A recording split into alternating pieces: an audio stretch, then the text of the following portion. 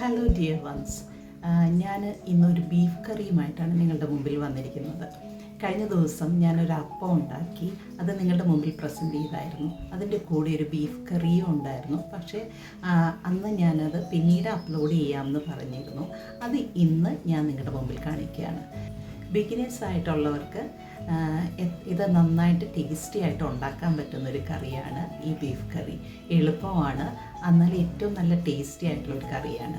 ഞാൻ സാധാരണ 1 kg അല്ലെങ്കിൽ 1.5 kg, ഇപ്പം നമുക്കൊരു 1 kgയുടെ കണക്ക് പറയാം. 1 kg ബീഫ് വാങ്ങിച്ചിട്ട് ഞാനത് കഴുകി നന്നായിട്ട് വൃത്തിയാക്കി എടുത്തിട്ട് കുക്കറിൽ അത് ഇട്ട് അത് 1 ടേബിൾ സ്പൂൺ മല്ലിപ്പൊടി, 1 ടീസ്പൂൺ മുളക് പൊടി, 1/2 ടീസ്പൂൺ മഞ്ഞൾപ്പൊടി, 1/2 ടീസ്പൂൺ ഗരം മസാലപ്പൊടി, ഇഞ്ചി വെളുത്തുള്ളി ചതച്ചത്, ഇഞ്ചി ഒരു 2 ഇഞ്ച് ഇഞ്ചി, പിന്നെ കുറച്ച് വെളുത്തുള്ളി, ഒരു 10 വെളുത്തുള്ളി എല്ലാം കൂടി ചതച്ച് ഇതെല്ലാം കൂടി കറിവേപ്പിലയും ഇട്ടിട്ട് കുരുമുളക് പൊടിയും കേട്ടോ, ഒരു 1/2 ടീസ്പൂൺ കുരുമുളക് പൊടിയും ഒക്കെ ഇട്ടിട്ട് നന്നായിട്ട് പുരട്ടി വെച്ചിട്ട് ഞാനത് നന്നായി വേവിച്ച് പറ്റിച്ച് വയ്ക്കും. അത് കഴിഞ്ഞ് ഫ്രിഡ്ജിലെടുത്ത് വയ്ക്കും.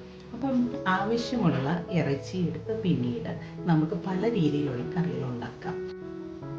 ഇപ്പോൾ ഞാൻ നിങ്ങൾക്ക് വേണ്ടി കാണിക്കുന്നത് ആ ബീഫ് കറി അപ്പത്തിന്, പൂരിക്ക്, ചപ്പാത്തിക്ക് ഒക്കെ നന്നായിട്ട് പോകുന്നൊരു കറിയാണ്. നിങ്ങൾ ഈ കറി ഉണ്ടാക്കി നോക്കണേ. കാരണം ഉണ്ടാക്കി കഴിഞ്ഞാൽ നിങ്ങൾക്ക് തീർച്ചയായിട്ടും അത് ഇഷ്ടപ്പെടും. അത്ര ടേസ്റ്റി ആയിട്ടുള്ളൊരു കറിയാണ്, എന്നാൽ സിമ്പിളുമാണ്. അപ്പം ഈ കറി നിങ്ങളുടെ മുമ്പിൽ ഞാൻ പ്രസൻറ്റ് ചെയ്യുവാണ്. നിങ്ങളിത് കണ്ടിട്ട് ട്രൈ ചെയ്യണം. കാരണം ഈ കറി നിങ്ങൾ ഒരിക്കലും റിഗ്രറ്റ് ചെയ്യത്തില്ല. അത്ര നല്ല ടേസ്റ്റി ആയിട്ടുള്ള കറിയാണ്. നിങ്ങൾക്ക് കഴിക്കാനും മറ്റുള്ളവർക്ക് കൊടുക്കാനും ഒക്കെ നല്ല ടേസ്റ്റി ആയിട്ടുള്ളൊരു കറിയാണ്. അപ്പോൾ ഇത് നിങ്ങൾ കണ്ടു നോക്കൂ.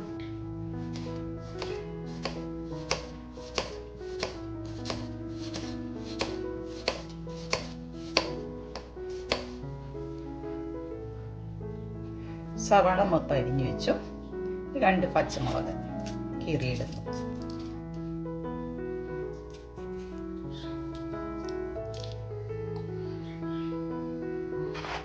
സവാള ഇട്ട് കൊടുക്കുന്നു.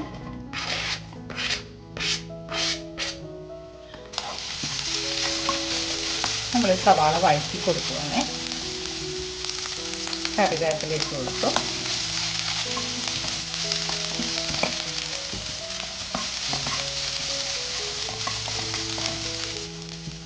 കുറച്ച് ഉപ്പിട്ട് വേഗം വഴലാൻ വേണ്ടി കേട്ടോ. വഴണ്ട് കഴിഞ്ഞ് നമുക്ക് ആവശ്യമായിട്ടുള്ള അതിൽ മല്ലിപ്പൊടി, മുളക് പൊടി, മസാലപ്പൊടി ഒക്കെ ഇടാം. ഇതിപ്പോൾ 1 ടേബിൾ സ്പൂൺ മല്ലിപ്പൊടി ഇടുന്നു, 1 ടീസ്പൂൺ മുളക് പൊടി, 1/4 ടീസ്പൂൺ മഞ്ഞൾപ്പൊടി ഇട്ട് ഇളക്കുവാണേ. ഇനി നമ്മൾ മസാലപ്പൊടി, മുളക് പൊടി കുരുമുളക് പൊടിയും കൂടി ഇടണം കേട്ടോ. 1/4 ടീസ്പൂൺ കുരുമുളക് പൊടി ഇട്ടു, 1/2 ടീസ്പൂൺ ഗരം മസാല. നന്നായിട്ട് ഇളക്കുവാണേ. അതിൻ്റെ അകത്തോട്ട് അരിഞ്ഞു വെച്ച തക്കാളി, ഞാൻ ഈ തക്കാളിയുടെ തൊലി അങ്ങ് കത്തി വെച്ച് തന്നെ ഞാൻ പൊടി കളയും. നമ്മൾ ടൊമാറ്റോ ഇട്ട് നന്നായിട്ട് ഉടഞ്ഞു വരുന്നത് വരെ അയക്കുക. ഞാൻ ഈ ഇറച്ചി ഇഞ്ചി വെളുത്തുള്ളിയൊക്കെ ഇട്ട് ഇച്ചിരി മസാലപ്പൊടിയും ഇച്ചിരി മല്ലിപ്പൊടിയും എല്ലാം പേരിലിട്ടിട്ട് വേവിച്ച് വെച്ചിട്ടുണ്ട് കേട്ടോ. അതാണ് ഞാൻ ഇതിൻ്റെ അകത്തേക്ക് ഇടാൻ പോകുന്നത്. അപ്പം അതുകൊണ്ട് വെളുത്തുള്ളി ഇഞ്ചി നിങ്ങൾ അതിൽ ചേർത്തിട്ടില്ലെങ്കിൽ സവാള പകുതി വഴണ്ട് കഴിയുമ്പോൾ നമ്മൾ ഇഞ്ചി വെളുത്തുള്ളി ചേർക്കണം. ഇറച്ചി ഇട്ട് കൊടുത്ത് ഞാൻ ഫ്രീസറിൽ പറ്റിച്ച് വെച്ചിരുന്ന ഇറച്ചിയാണ്. അപ്പോൾ അത് ഞാൻ അതിട്ടിട്ട് ലോ ഹീറ്റിൽ അടച്ചു വെക്കാൻ പോവുകയാണ് കേട്ടോ. ഇച്ചിരി തിളച്ച വെള്ളം ഒഴിക്കുവാണേ.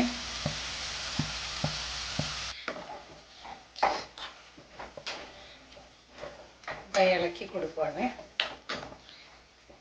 പെട്ടെന്നുള്ളൊരു, ഞാൻ അപ്പത്തിന് വേണ്ടി വേഗം ഒന്ന് ഇച്ചിരി കറി ഉണ്ടാക്കുവാണേ. ഈസി ആയിട്ട് നമ്മൾക്ക് അപ്പത്തിന് വേണ്ടി പെട്ടെന്ന് അരക്കപ്പ് പാൽ, തേങ്ങാപ്പാൽ ഒഴിക്കുക.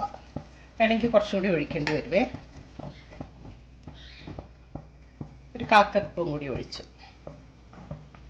ഇനി ഉപ്പ് നോക്കണം. കുറച്ച് കറിവേപ്പില ഇട്ട് കൊടുത്തു. ഞാൻ ഉപ്പ് ഇട്ട് കൊടുത്തായിരുന്നു, ഉപ്പ് പോരായിരുന്നു, അപ്പോൾ അത് ഉപ്പിട്ട് കൊടുത്തു. ഇനി ഇത് കഴിഞ്ഞ് അടച്ചു വെച്ച് ചെറിയ തീയിലിരുന്ന് വേവിക്കണം.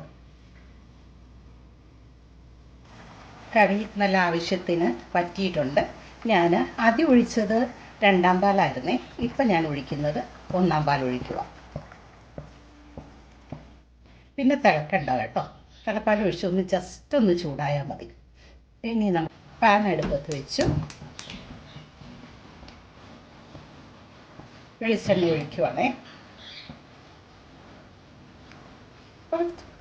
ലേശം മതി, ജസ്റ്റ് ഒന്ന് നമ്മൾ ആ ടേസ്റ്റ് വരാൻ വേണ്ടിയാണ്. കടുകിട്ടു.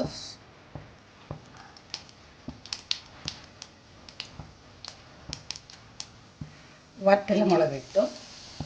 ഇച്ചിരി കറിവേപ്പില ഇട്ടു.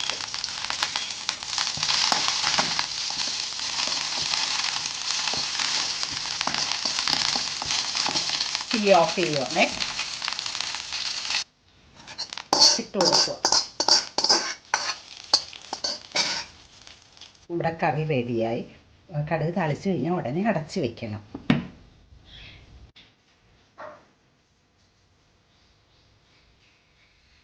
നിങ്ങളെല്ലാവരും ഉണ്ടാക്കി നോക്കണേ.